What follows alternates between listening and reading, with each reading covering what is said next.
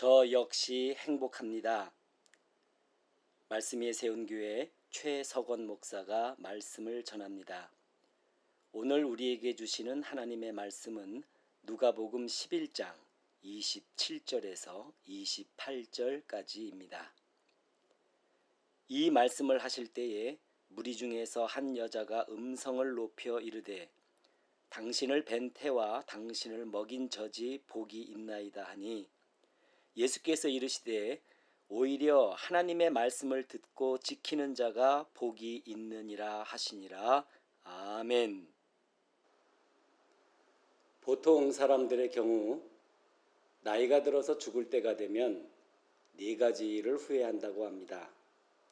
첫째로 왜 열정적으로 살지 못했을까 하면서 후회한다고 합니다.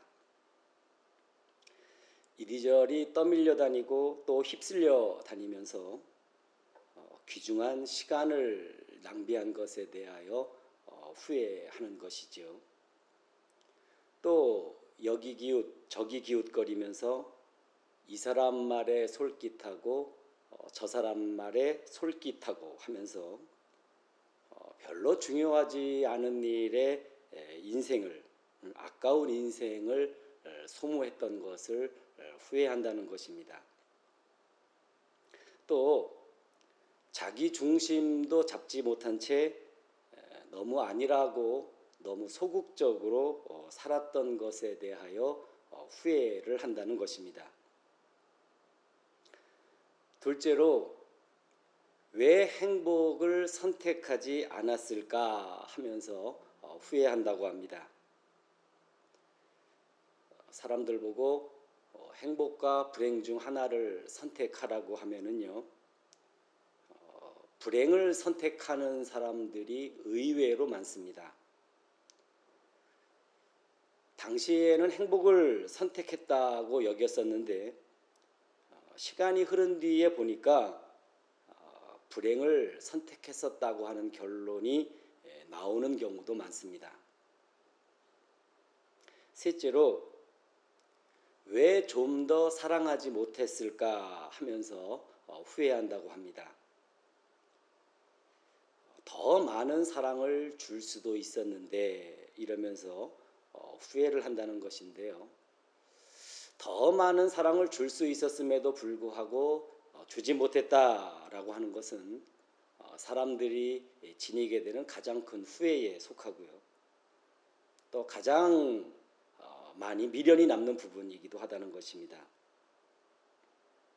이런 후회를 하지 않으려면 줄 수 있는 만큼만 주고 끝내버릴 게 아니라 줄 수 있는 만큼에다가 좀 더 얹어서 줄 수 있어야 한다고 저는 생각을 해봅니다.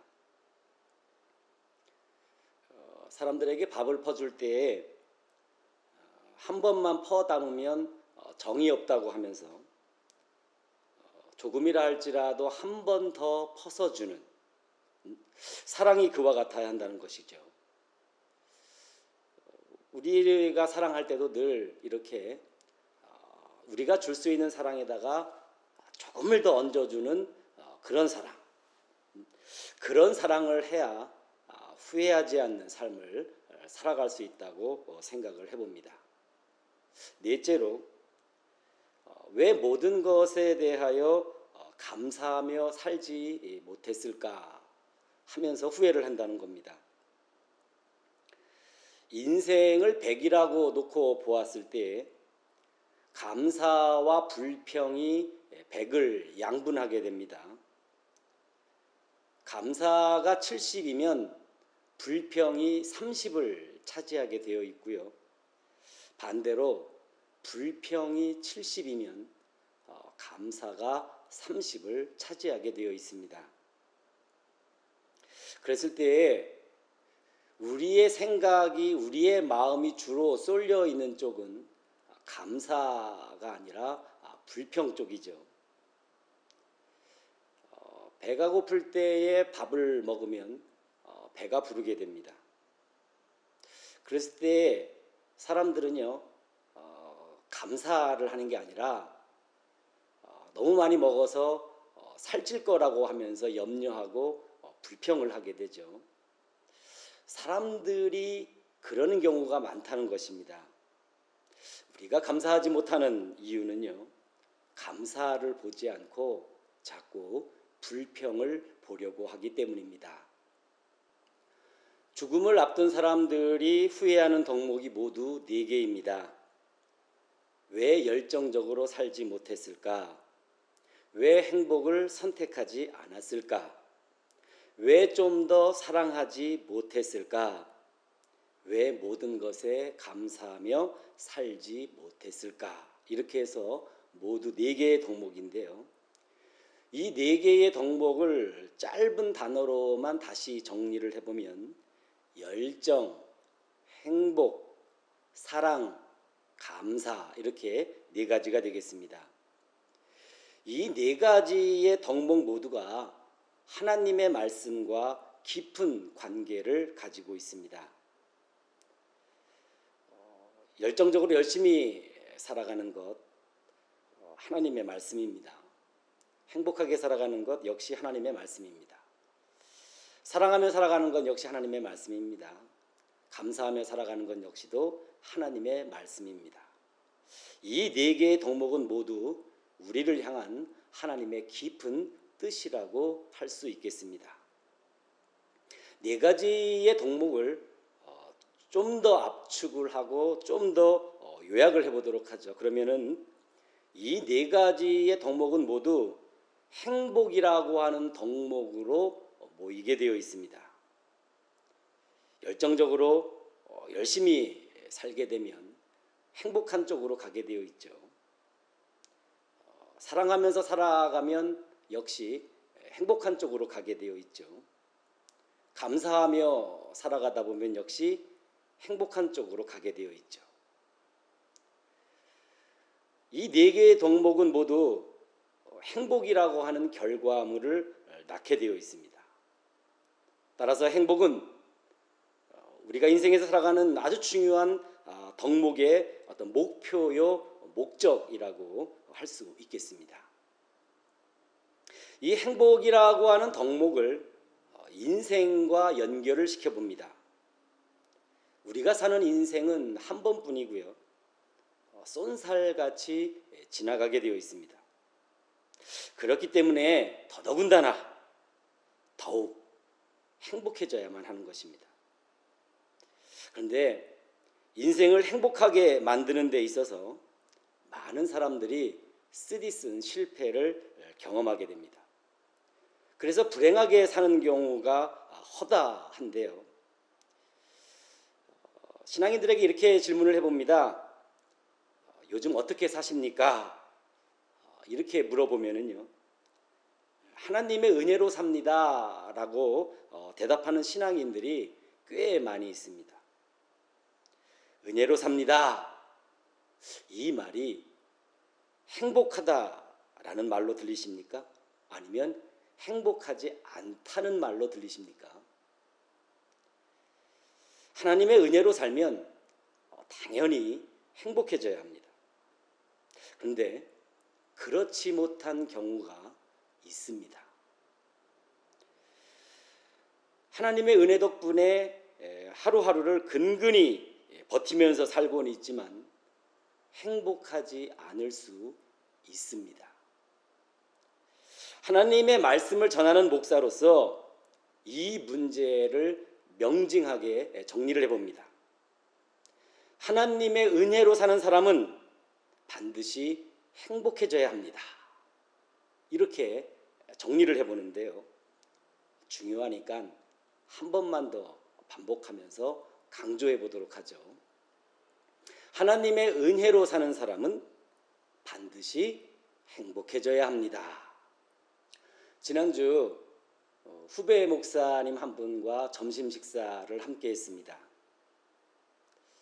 그 목사님이 이런 이야기를 털어놓았습니다. 여러 가지 이야기들을 하는데 그 주제는 재미가 없습니다. 이게 이야기의 주제였습니다. 후배이긴 하지만 제가 아끼는 대단한 목사님이시거든요. 성경이 너무나 재미있어서 1년에 36회, 무려 36회를 통독할 만큼 그렇게 말씀에 푹 빠져서 생활했던 그런 경험을 가지고 있는 분이십니다. 찬양과 기도가 너무나 좋아서 시간 가는 줄도 모르고 몇 시간 동안이나 찬양하고 기도하는 일을 좋아하는, 그렇게 말씀과 기도에 푹 빠져서 살았던 그런 경험을 가지고 있는 목사님이십니다. 근데 이제는 그 모든 게 식상하다는 거예요. 재미가 없어졌다는 이야기죠. 그럼 이게 그 목사님의 삶에 위기가 온 것일까요? 저는 그렇게 생각하지 않습니다. 언젠가 와야 할 것이 온 것일 뿐입니다. 오늘 설교를 묵상하면서 정리를 하고 있던 터이기 때문에 이런 생각을 했었습니다. 제가 자꾸 이야기를 하면 잔소리로 들을까 봐 뭐라 말하지는 않고 그냥 속으로만 생각을 했었는데요. 재미를 추구하는 삶이 행복을 추구하는 삶으로 바뀌어야 하지 않겠는가, 이런 생각을 해보았습니다. 재미없다에서 재미있다 쪽으로 가는 것이 아닌 재미없다가 행복하다로 가는 그런 삶이 필요하리라고 하는 생각을 해본 것이죠. 부연 설명을 하면 이렇습니다. 재미가 삶의 기준이 되면은요, 그 인생은 피곤해지게 되어 있습니다. 재미라고 하는 게요, 흥미가 있어야 재미가 있는 것이거든요. 흥미를 잃어버리면 재미도 없어지게 되어 있어요. 그런데 흥미라는 요게 요물입니다. 회를 거듭할수록 그 흥미의 강도가 조금씩이라도 높아지고 세어져야만 흥미가 유발됩니다. 흥미의 강도가 낮아지고 약해지는 순간 흥미를 잃어버리면서 재미도 없어지게 되어 있어요.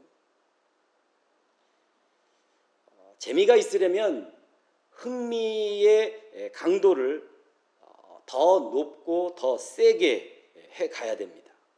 근데 흥미의 강도를 높여가는 일이 스트레스입니다. 피곤한 일이 됩니다. 그리고 언젠가는 한계에 부딪히게 되어 있습니다. 따라서 재미있는 삶에서 행복한 삶으로 패러다임이 전환되어야 하지 않겠는가, 이런 생각을 해보았습니다. 제가 이 행복이라고 하는 것을 경험해 보니까는요, 행복은 재미 여부에 좌우되지 않습니다. 행복이라고 하는 것은 때와 시간 이런 것에 구애를 받지 않습니다. 행복이라고 하는 것은 상황에 따라 바뀌지 않습니다. 행복은 지속성과 항상성을 지니고 있습니다. 따라서 신앙인들은 항상 이런 마음을 품고 살아야 한다고 봅니다. 어떤 마음이냐? 나는 행복합니다. 바로 이 마음입니다. 그래서 성도 여러분들께 질문을 해봅니다. 여러분은 행복하십니까? 예수님의 말씀을 듣고 있던 한 여인이 소리를 높여서 말을 했습니다. 당신을 뵌 태와 당신을 먹인 젖이 복이 있나이다, 이렇게 말했어요. 이 말을 바꾸어 말하면은 당신처럼 훌륭한 아들을 둔 당신의 어머니는 행복하겠습니다, 이런 말인데요. 훌륭한 아들을 두었다는 게 행복의 조건입니다. 세상에서 성공을 거둔 그런 훌륭한 아들을 둔다고 하는 것, 이것은 세상 사람들이 세상에서 말하는 전형적인 행복의 조건 중 하나입니다. 당신 같은 아들을 둔 어머니 마리아는 행복하겠다라고 하는 말인데요, 이게 찬찬히 뜯어 살펴보면 그녀의 행복입니다. 예수님의 어머니 마리아의 행복이니까 그녀의 행복이죠. 엄격히 말해서 나 혹은 우리의 행복과는 무관한 그런 행복이 되겠습니다. 이게요, 당신 같은 아들을 두지 못한 나는 불행하다라고 하는 표현일 수도 있습니다. 이렇게 말하는 이 여인은요, 평생 행복해지기가 어렵습니다. 우리도 마찬가지입니다. 훌륭한 아들을 두어서 참 좋겠습니다. 훌륭한 아들을 두어서 참 행복하겠습니다. 이렇게 말할 수 있는데요, 그렇게 말하면서 살아가는 사람들은 평생 행복해지기가 어렵다는 것입니다. 예수님의 말씀은 이 여인의 생각을 180도 바꾸어 놓고 있습니다. 뭐라고 말씀하시느냐 하면, 오히려 하나님의 말씀을 듣고 지키는 자가 복이 있느니라, 이렇게 말씀하셨어요. 바꾸어 말하면은요, 나 같은 아들을 둔 어머니보다 하나님의 말씀을 듣고 그 말씀을 지키는 사람이 더 행복합니다 라고 하는 말씀입니다. 예수님께서는 하나님의 아들로서 하나님의 말씀을 듣고 지키는 일에 모범을 보이셨습니다. 그랬을 때에 우리의 예수님께서는 가난하셨지만 행복했습니다.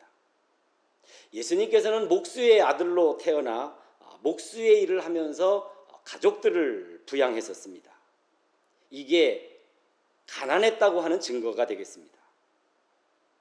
그러나 우리의 예수님께서는 하나님의 나라를 당신의 소유로 삼으셨기 때문에 가난 속에서도 행복했다는 것입니다. 또 우리의 예수님께서는요, 십자가에서 죽임을 당하셨지만 행복하셨습니다. 원수조차도 용서하고 사랑할 수 있어서 행복하셨고요, 대속적인 죽음을 통해 사랑하는 사람들에게 구원의 문을 활짝 열어줄 수 있어서 행복하셨습니다.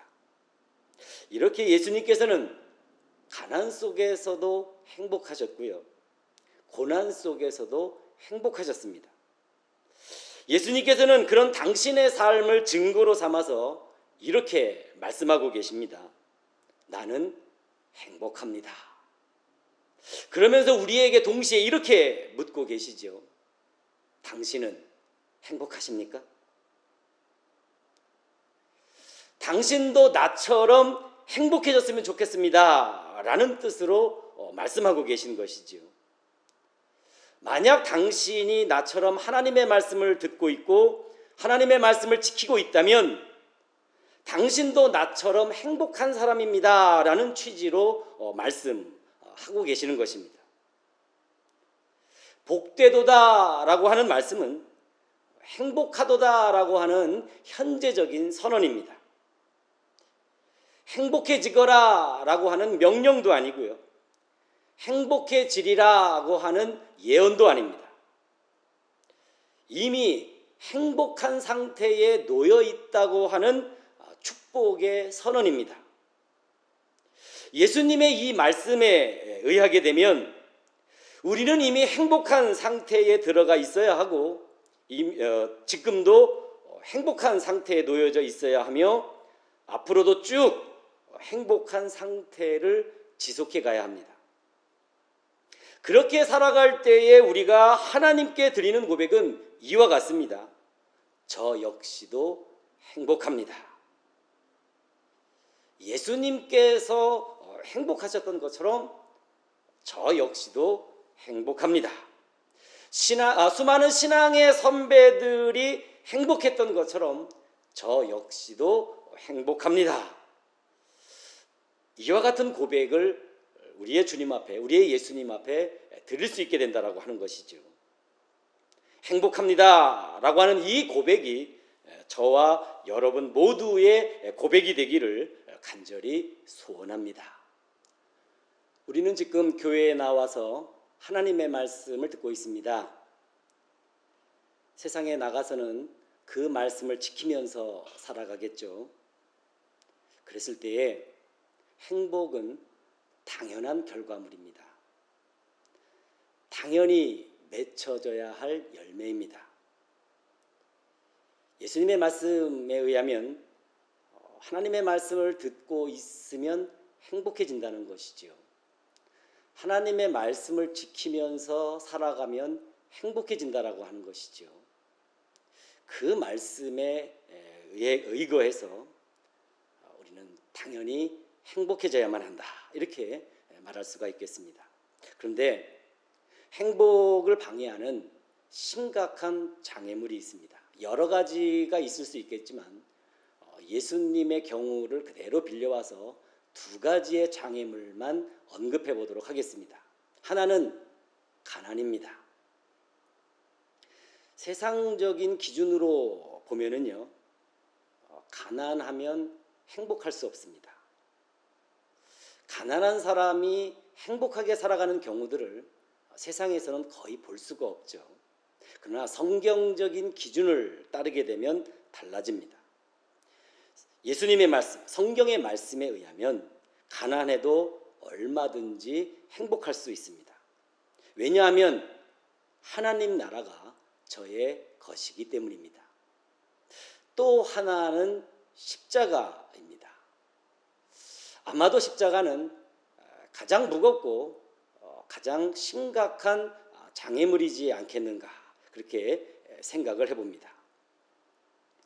세상적인 기준으로 놓고 보면은요, 십자가를 지면 행복해질 수가 없습니다.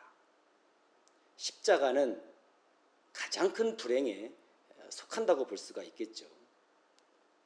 예수님 당시에도 사람들로부터 가장 큰 저주를 받는 게 십자가에 못 박혀 죽는 사람들이었습니다.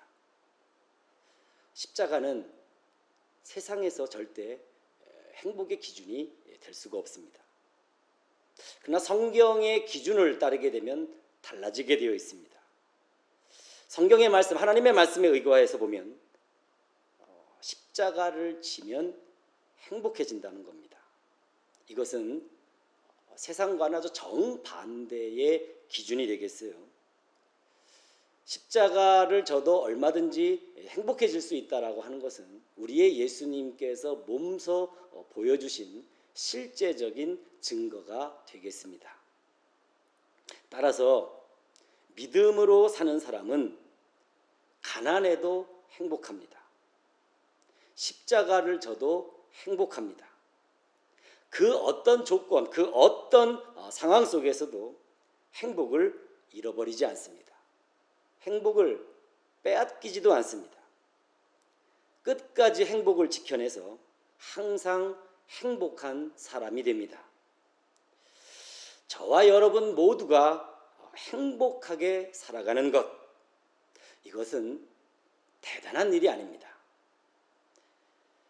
예수 그리스도로 인해서 이루어져야 할 일이 당연히 이루어졌을 뿐입니다.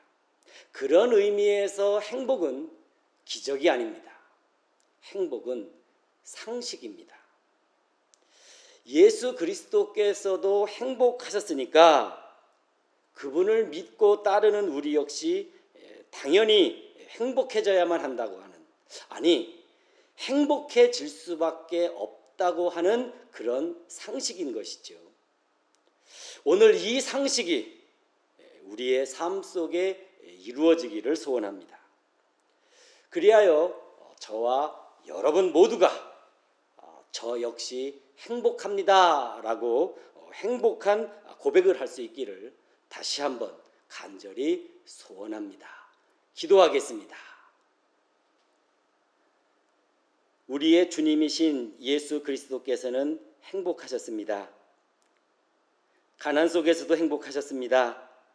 십자가 고난 속에서도 행복하셨습니다. 그러셨던 예수 그리스도께서 하나님의 말씀을 듣고 지키는 사람은 행복하도다라고 축복의 선언을 하셨습니다. 우리는 하나님의 말씀을 듣습니다. 하나님의 말씀을 지키면서 살아갑니다. 예수 그리스도의 말씀에 따라 우리 모두가 참으로 행복한 사람들이 될 수 있도록 도와 주옵소서. 우리 주 예수 그리스도의 이름 받들어 기도드립니다. 아멘.